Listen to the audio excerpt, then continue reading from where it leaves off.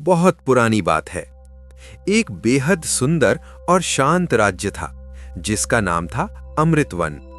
उस राज्य के राजा का नाम था राजा हर्षवर्धन और उनकी रानी का नाम था रानी माधवी। राजा हर्षवर्धन अपने न्याय के लिए और रानी माधवी अपनी दयालुता के लिए पूरे आर्यवर्त में प्रसिद्ध थे। उनका जीवन तब और भी खुशियों से भर गया जब उनके महल में एक के बाद एक बेटियों का जन्म हुआ। महल के हर कोने में बच्चों की हंसी गूंजती थी। हर दिन जैसे एक त्योहार होता था।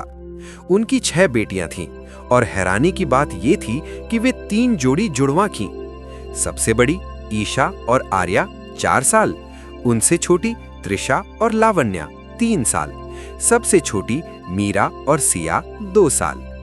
पूरा महल दिन भर उनके खेल कूद से गूंजता रहता। कभी कोई छुपता तो कोई ढूंढता, कभी कोई रोता तो कोई हंसाता। लेकिन फिर एक दिन राज्य में खुशियों का एक नया सवेरा आया। रानी माधवी ने एक और बेटी को जन्म दिया। वो बच्ची बाकी सबसे अलग थी। ना वो जुड़वा थी, न किसी जैसी थी। उसका नाम रखा गया सीता। राजा हर्षवर्धन ने उसे गोद में उठाकर कहा, ये हमारी सबसे अनमोल संतान है। सीता जैसे घर की लक्ष्मी बनकर आई थी। उसके आने के बाद राजा और रानी का प्यार उसके लिए कुछ ज्यादा ही बढ़ गया। धीरे धीरे शुरू हुई जलन। समय बीतता गया। ईशा और आर्या अब 10 साल की हो चुकी थीं। त्रिशा और लावण्या 9 साल की, मीरा और सिया 8 साल की और सबसे छोटी सीता 5 साल की मासूम बच्ची थी। राजा और रानी हमेशा सीता को अपने पास रखते, उसे कभी अकेला नहीं छोड़ते। जब भी बाहर खेलने का समय होता, रानी बाकी 6 बेटियों को जंगल के पास खेलने भेज देती, लेकिन सीता को रोक लेती। नहीं बेटा, तुम अभी छोटी हो, बाहर खतरा है। सीता मासूमियत से मान जाती और महल के बगीचे में ही खेलती रहती। बहनों के दिल में जहर भरना शुरू। ये सब देखकर बड़ी बहनों के दिल में धीरे धीरे जलन पैदा होने लगी। एक दिन महल की छत पर खड़ी ईशा ने धीरे से कहा, देखो आर्या, अब माता पिता सिर्फ सीता से प्यार करते हैं। अगर वो ना होती तो सब पहले जैसा होता। आर्या ने गहरी सांस ली और बोली, हमें इसे अपने रास्ते से हटाना होगा। धीरे धीरे उन्होंने बाकी चारों बहनों को भी अपने साथ मिला लिया और फिर उन्होंने एक खतरनाक योजना बनाई। खतरनाक साजिश की शुरुआत। अगली सुबह सूरज की पहली किरण के साथ ही 6 बहनों ने सीता को प्यार से जगाया। सीता, चलो आज हम तुम्हें एक जादुई जगह दिखाते हैं जहां परियां रहती हैं और मिठाइयों के पेड़ हैं। सीता ने मासूमियत से पूछा, क्या माता पिता को पता है? उन्होंने झूठ बोला, ये एक सरप्राइज है। और मासूम सीता उनकी बातों में आ गई। वो उनके साथ चुपके से महल के पीछे के दरवाजे से निकल गई। उन्हें क्या पता था कि आज उसकी जिंदगी बदलने वाली थी। जंगल और वो खौफनाक कुआं। वो सब जंगल के एक सुनसान हिस्से में पहुंची जहां एक पुराना और गहरा कुआं था जिसके चारों तरफ घनी झाड़ियां थीं। ईशा ने कहा, सीता, इस कुएं में झांक कर देखो, तुम्हें परियों का महल दिखाई देगा। जैसे ही सीता आगे बढ़ी और झुककर अंदर देखने लगी, ईशा और आर्या ने उसे जोर से धक्का दे दिया। आ! सीता की चीख जंगल में गूंज उठी और वो अंधेरे कुएं में गिर गई। बाकी बहनें डर गईं, लेकिन उनका दिल पत्थर बन चुका था। वो भागती हुई महल वापस आईं और रोने का नाटक करने लगीं। महल में मातम। राजा और रानी घबरा गए। क्या हुआ? सीता कहाँ है? ईशा ने रोते हुए झूठ बोला, एक शेर आया और सीता को उठा ले गया। ये सुनते ही रानी माधवी बेहोश हो गई और पूरे महल में शोक छा गया। लेकिन असली चमत्कार अब शुरू होता है। उधर कुएं में गिरती हुई सीता ने आंखें बंद कर ली थीं। उसे लगा सब खत्म हो गया, लेकिन अचानक उसे महसूस हुआ कि वो किसी नर्म चीज पर गिरी है। जब उसने आंखें खोलीं तो उसके सामने एक दिव्य प्रकाश था और उस प्रकाश के बीच खड़ी थी एक देवी स्वरूपा अप्सरा, देवांशी। उसके चेहरे पर शांति थी, आंखों में करुणा। उसने सीता को उठाया और कहा, डरो मत पुत्री, भगवान तुम्हारे साथ हैं। यहीं से सीता की असली कहानी शुरू होती है। कुएं के अंदर का वो नजारा किसी स्वर्ग से कम नहीं था। चारों तरफ हल्की सुनहरी रोशनी फैली हुई थी। हवा में फूलों की खुशबू घुली हुई थी और उस रोशनी के बीच खड़ी थी देवांशी अप्सरा। देवांशी ने प्यार से सीता को अपने पास बैठाया, उसके आंसू पोंछे और मुस्कुरा कर कहा, बेटी, तुम्हारे साथ जो हुआ वो अन्याय था, लेकिन याद रखो, भगवान अपने भक्तों की कभी रक्षा करना नहीं भूलते। एक नई दुनिया की शुरुआत। देवांशी ने अपनी दिव्य शक्ति से उस अंधेरे कुएं को एक सुंदर महल में बदल दिया। अब वहां चमकती दीवारें थीं, फूलों से सजे कमरे थे और एक शांत मंदिर था जहां भगवान की मूर्ति के सामने दीपक हमेशा जलता रहता था। सीता को वहां हर सुख सुविधा मिलने लगी, लेकिन सबसे खास था उसका आध्यात्मिक ज्ञान, भक्ति का रास्ता। देवांशी ने सीता को भजन, मंत्र और पूजा करना सिखाया। धीरे धीरे सीता का मन पूरी तरह भगवान में लग गया। वो हर सुबह मंदिर में बैठकर भजन गाती, ओम जय जगदीश हरे। उसकी आवाज इतनी मीठी थी कि पत्थर भी पिघल जाएं और हवा भी ठहर जाए। कुएं के अंदर अब अंधेरा नहीं था, बल्कि वहां एक पवित्र ऊर्जा फैल गई थी। समय का बदलाव। साल बीतते गए। छोटी सी मासूम सीता अब एक सुंदर और तेजस्वी युवती बन चुकी थी। उसके चेहरे पर अद्भुत शांति थी, आंखों में भक्ति का प्रकाश और आवाज में जादू। वो दिन रात भगवान की आराधना करती। उसे अब अपने अतीत का दुख भी याद नहीं आता था, क्योंकि उसका दिल पूरी तरह भक्ति में डूब चुका था। दूसरी तरफ किस्मत करवट लेती है। उसी समय पास के राज्य विजयनगर का राजकुमार आर्यन अपने सैनिकों के साथ शिकार के लिए उसी जंगल में आया। उसके साथ थे वीर सैनिक अर्जुन, वीर, कबीर और करण, और उसका पसंदीदा घोड़ा। जंगल में घूमते घूमते अचानक उसके कानों में एक मीठी आवाज पड़ी। वो आवाज किसी भजन की थी, इतनी मधुर, इतनी सुकून देने वाली कि राजकुमार वहीं रुक गया। एक अनसुनी आवाज। राजकुमार आर्यन ने कहा, रुको, तुम लोगों ने ये आवाज सुनी? सैनिक अर्जुन ने कहा, राजकुमार, ये आवाज उस पुराने कुएं की तरफ से आ रही है। आर्यन हैरान रह गया, तो कुएं से? वहां तो कोई नहीं रहता। वो धीरे धीरे कुएं के पास गया और जैसे ही उसने अंदर झांका, उसकी आंखें हैरानी से फैल गईं। पहली झलक। नीचे एक दिव्य दृश्य था। एक सुंदर युवती मंदिर के सामने बैठी भजन गा रही थी। उसके चेहरे पर ऐसा तेज था जैसे चांद की रोशनी धरती पर उतर आई हो। वो थी सीता। राजकुमार आर्यन ने धीरे से कहा, ये कोई साधारण लड़की नहीं है, यहीं से उनकी किस्मत जुड़ने वाली है। राजकुमार आर्यन अभी भी कुएं के अंदर उस दिव्य दृश्य को देख रहा था। उसका दिल जैसे उस आवाज में खो गया था। उसने तुरंत अपने सैनिकों से कहा, जल्दी रस्सी लाओ, हमें इस लड़की को बाहर निकालना होगा। सैनिक अर्जुन, वीर और करण ने तुरंत रस्सियां बांधी। काफी मेहनत के बाद आखिरकार सीता को सुरक्षित कुएं से बाहर निकाल लिया गया। सालों बाद पहली बार जैसे ही सीता बाहर आई, सूरज की रोशनी उसकी आंखों पर पड़ी। वो थोड़ा घबरा गई, क्योंकि इतने सालों बाद उसने बाहर की दुनिया देखी थी। लेकिन राजकुमार आर्यन ने बहुत सम्मान से कहा, डरो मत, तुम सुरक्षित हो, मैं विजयनगर का राजकुमार आर्यन हूं। सीता ने धीरे से सिर झुका लिया। उसकी आंखों में मासूमियत और शांति थी। महल में स्वागत। राजकुमार आर्यन सीता को अपने महल लेकर गया। जब राजा वीरेंद्र देव और रानी सुनैना ने सीता को देखा, वे उसकी सादगी और तेज से बहुत प्रभावित हुए। उन्होंने प्यार से पूछा, बेटी, तुम कौन हो और उस कुएं में कैसे पहुंची?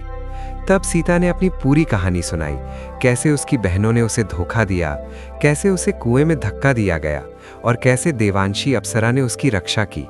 ये सुनकर महल में सबकी आंखें नम हो गई। राजा वीरेंद्र देव बोले, बेटी, आज से ये महल ही तुम्हारा घर है। राजकुमार का दिल। राजकुमार आर्यन पहले ही सीता की आवाज से प्रभावित था, लेकिन अब उसकी सादगी, भक्ति और सुंदरता देखकर वो पूरी तरह उससे प्रेम करने लगा। उसने मन ही मन फैसला कर लिया, मैं शादी करूंगा तो सिर्फ सीता से। लेकिन कहानी में अब नया तूफान। महल में एक और लड़की थी, राजकुमारी आलिया। वो राजकुमार आर्यन की चचेरी बहन थी और बचपन से ही उससे शादी के सपने देखती थी। जब उसने देखा कि आर्यन एक अनजान लड़की सीता के करीब जा रहा है, उसके दिल में जलन की आग भड़क उठी। आलिया की खतरनाक सोच। अपने कमरे में बैठकर आलिया सोचने लगी, ये कुएं से आई हुई लड़की मेरी जगह कैसे ले सकती है? मैं इसे इस महल से निकाल कर ही दम लूंगी। धीरे धीरे उसने महल में अफवाहें फैलानी शुरू कर दी। सीता कोई जादूगरनी है, वो कुएं में रहती थी, जरूर कुछ रहस्य है। कुछ सैनिक भी उसकी बातों में आने लगे। सबसे बड़ी साजिश। एक रात जब पूरा महल सो रहा था, आलिया चुपके से रानी सुनैना के कक्ष में गई। वहां रखा था रानी का सबसे कीमती हीरे का मुकुट। आलिया ने डरते डरते वो मुकुट उठाया और धीरे से सीता के कमरे में जाकर उसे उसके तकिए के नीचे छुपा दिया। फिर बाहर आकर जोर जोर से चिल्लाने लगी, बचाओ बचाओ, रानी का मुकुट चोरी हो गया। महल में हड़कंप। शोर सुनकर राजा, वीरेंद्र, राजकुमार आर्यन और सभी सैनिक वहां पहुंच गए। रानी बहुत परेशान थीं। आलिया ने रोते हुए कहा, मैंने रात को एक परछाई सीता के कमरे की तरफ जाते देखी। राजकुमार आर्यन चौंक गया, नहीं, यह असंभव है, सीता ऐसा नहीं कर सकती। लेकिन राजा ने कानून के अनुसार जांच का आदेश दिया। सच्चाई या धोखा? सैनिकों ने सीता के कमरे की तलाशी ली और तकिए के नीचे से वही हीरे का मुकुट मिल गया। सीता की आंखों से आंसू बहने लगे। मैंने कुछ नहीं किया, मैं निर्दोष हूं। लेकिन सबूत उसके खिलाफ थे। आलिया दूर खड़ी मुस्कुरा रही थी। अब क्या होगा? क्या सीता को सजा मिलेगी या फिर सच सामने आएगा? महल का माहौल एकदम तनाव से भर गया था। सीता रो रही थी, राजकुमार आर्यन हैरान था और राजा वीरेंद्र गुस्से में थे। सामने जमीन पर रखा था रानी का हीरे का मुकुट और वो मिला था सीता के कमरे से। निर्दोष पर इल्जाम। राजा वीरेंद्र ने गंभीर आवाज में कहा, सीता, सबूत तुम्हारे खिलाफ हैं, तुम्हें सजा देनी ही पड़ेगी। ये सुनकर सीता की आंखों से आंसू बहने लगे। महाराज, मैंने कुछ नहीं किया, भगवान जानते हैं मैं निर्दोष हूं। राजकुमार आर्यन ने भी कहा, पिताजी, मुझे सीता पर पूरा भरोसा है, लेकिन हालात ऐसे थे कि कोई उसकी बात मानने को तैयार नहीं था। आलिया की खुशी। एक कोने में खड़ी आलिया मन ही मन खुश हो रही थी। अब देखती हूं ये सीता कैसे बचती है। उसे लग रहा था कि उसकी चाल कामयाब हो गई। अचानक हुआ चमत्कार। जैसे ही सैनिक सीता को पकड़कर ले जाने वाले थे, अचानक पूरे कमरे में तेज रोशनी फैल गई। इतनी तेज कि सबको अपनी आंखें बंद करनी पड़ी। और जब रोशनी कम हुई तो वहां खड़ी थी देवांशी अप्सरा। उसका चेहरा गुस्से से भरा हुआ था। देवांशी की गूंजती आवाज। देवांशी ने गरज कर कहा, रुको, एक निर्दोष को सजा देने से पहले सच देख लो। उसने अपनी दिव्य छड़ी घुमाई और दीवार पर एक जादुई दृश्य दिखाई देने लगा। सच सबके सामने। उस जादुई दृश्य में सबने देखा कैसे आलिया चुपके से रानी के कमरे में गई, मुकुट चुराया और सीता के तकिए के नीचे छुपा दिया। ये सब देखकर पूरा महल सन्न रह गया। आलिया का डर। आलिया का चेहरा पीला पड़ गया। वो भागने की कोशिश करने लगी, लेकिन सैनिकों ने उसे पकड़ लिया। राजा वीरेंद्र गुस्से से कांपते हुए बोले, आलिया, हमने तुम्हें अपनी बेटी समझा और तुमने इतनी नीच हरकत की। राजकुमार आर्यन ने तुरंत सीता से कहा, मुझे माफ कर दो, मैंने तुम पर शक नहीं किया था, लेकिन हालात ने हमें धोखा दे दिया। सीता ने आंसुओं के साथ बस सिर झुका लिया। सजा। राजा वीरेंद्र ने आदेश दिया, आलिया को महल से निकाल दो और उसे कारागार में बंद करो। आलिया रोती रही, गिड़गिड़ाती रही, लेकिन उसे खींच कर ले जाया गया। सच्चाई की जीत। देवांशी ने सीता की तरफ देखा और मुस्कुराई। बेटी, याद रखो, सच और धैर्य की हमेशा जीत होती है। सीता की आंखों में सुकून आ गया। अब खुशियों का समय। इस घटना के बाद महल में फिर से शांति लौट आई। राजा वीरेंद्र और रानी सुनैना ने फैसला किया, अब समय आ गया है राजकुमार आर्यन और सीता की शादी का। राजकुमार आर्यन की खुशी का ठिकाना नहीं था। पूरा महल दुल्हन की तरह सजाया जाने लगा। हर जगह फूल, सुनहरी रोशनी और खुशियों का माहौल। देवांशी अप्सरा ने भी वादा किया, मैं इस शादी में जरूर आऊंगी। लेकिन सबसे बड़ा ट्विस्ट अभी बाकी है। राजा हर्षवर्धन, सीता के असली पिता को भी निमंत्रण भेजा गया है, बिना ये जाने कि सीता उनकी खोई हुई बेटी है। शादी का दिन आ चुका था। पूरा विजयनगर महल दुल्हन की तरह सजा हुआ था। हर तरफ फूलों की खुशबू, सुनहरी रोशनी और खुशियों का माहौल। राजकुमार आर्यन दूल्हे के रूप में तैयार खड़ा था, लेकिन सबसे खास मेहमान अभी आने वाले थे। अमृतवन से मेहमानों का आगमन। राजा हर्षवर्धन और रानी माधवी अपनी 6 बेटियों के साथ महल में पहुंचे। उनके चेहरे पर मुस्कान थी, लेकिन दिल में एक पुराना दर्द भी था, अपनी खोई हुई बेटी सीता का दर्द। उन्हें क्या पता था, आज वही बेटी उनके सामने आने वाली है। एक अनजाना रिश्ता। जब सीता दुल्हन के रूप में तैयार हो रही थी, उसका दिल जोर जोर से धड़क रहा था। क्या मेरे माता पिता मुझे पहचान पाएंगे? क्या मेरी बहनों को अपनी गलती का एहसास होगा? उसकी आंखों में हल्की नमी थी, लेकिन दिल में विश्वास भी था। वो आवाज जिसने सब बदल दिया। शादी की रस्में शुरू हुईं। तभी राजकुमार आर्यन ने मुस्कुराकर कहा, सीता, क्या तुम एक बार फिर वो भजन गा सकती हो जिसने मेरा दिल जीत लिया था? सीता ने हल्के से सिर हिलाया, और जैसे ही उसने भजन गाना शुरू किया, ओम जय जगदीश हरे, पहचान का पल। उसकी आवाज सुनते ही राजा हर्षवर्धन और रानी माधवी के होश उड़ गए। वो एक दूसरे को देखने लगे। ये आवाज बिल्कुल हमारी सीता जैसी है। जैसे ही सीता ने अपना घूंघट हटाया, पूरा दरबार हैरान रह गया, और अगले ही पल राजा हर्षवर्धन चिल्लाए, सीता, मेरी बेटी! भावुक मिलन। राजा दौड़कर सीता के पास पहुंचे, उसे गले लगाकर रोने लगे। रानी माधवी ने उसके माथे को चूमा। मेरी बच्ची, तू जिंदा है। पूरा महल इस भावुक दृश्य को देखकर रो पड़ा। बहनों का डर। उधर 6 बहनें, ईशा, आर्या, त्रिशा, लावण्या, मीरा और सिया, डर से कांपने लगीं। उन्हें समझ आ गया था, अब हमारा सच सामने आ जाएगा। सच का खुलासा। राजकुमार आर्यन ने सबके सामने कहा, महाराज, यही आपकी बेटी है जिसे आपकी बाकी बेटियों ने कुएं में धक्का दिया था।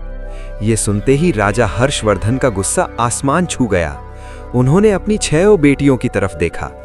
माफी की गुहार। सभी बहनें रोते हुए सीता के पैरों में गिर गईं। हमें माफ कर दो, जलन ने हमें अंधा बना दिया था। पूरा महल चुप था। सबकी नजरें सीता पर थीं। सीता का बड़ा दिल।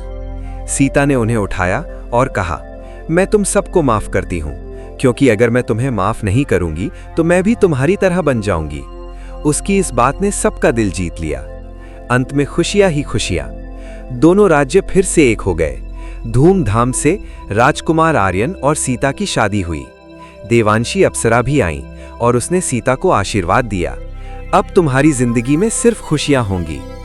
जलन इंसान को अंधा बना देती है। सच्चाई और धैर्य हमेशा जीतते हैं, और माफ करने वाला हमेशा सबसे बड़ा होता है।